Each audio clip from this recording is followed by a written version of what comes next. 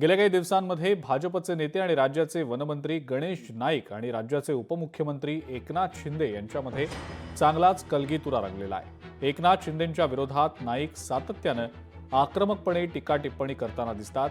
याच पार्श्वभूमीवर आता एका कार्यक्रमामध्ये गणेश नाईक यांनी खासदार डॉक्टर श्रीकांत शिंदे यांचं नाव न घेता थेट शिवसेनेवर हल्लाबोल करत जोरदार टीका केली आहे। नालायकांच्या हातात नवी मुंबई पालिका गेल्यास वाटोळं होईल असं नाईक म्हणताय।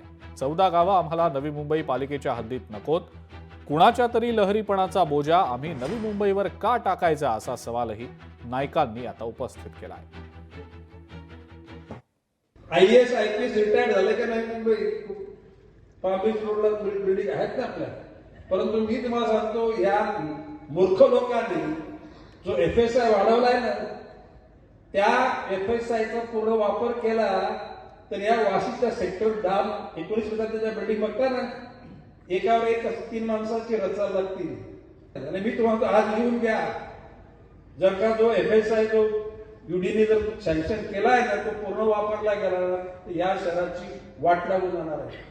आज तरी नवी मुंबईमध्ये पाणी काही ठिकाणी फक्त साचतं नवी मुंबई, कारण तशा प्रकारची रचना पण नाल्यांची केलेली आहे, नवी मुंबईची रस्त्यात कशी रचना केलेली आहे, परंतु भविष्य करायची आणि या नालायक लोकांच्या हातात जर ही महापालिका सत्ता गेली ना तर समजा वाटवलं झालं असेल त्या शहरात। ज्या ठिकाणी या नव्या मुंबईचे नेते ज्या ठिकाणी राहतात त्या बोनकोड्याचा बोनकोडा ह्या गावामधून त्या ठिकाणी FSI 8-9 FSI झाला, तर कुठल्या मूर्खाने तो FSI वाढवला आणि मग कुठल्या नालायकांनी त्या बोनकोड्यामध्ये वाढवण्यासाठी मदत केली?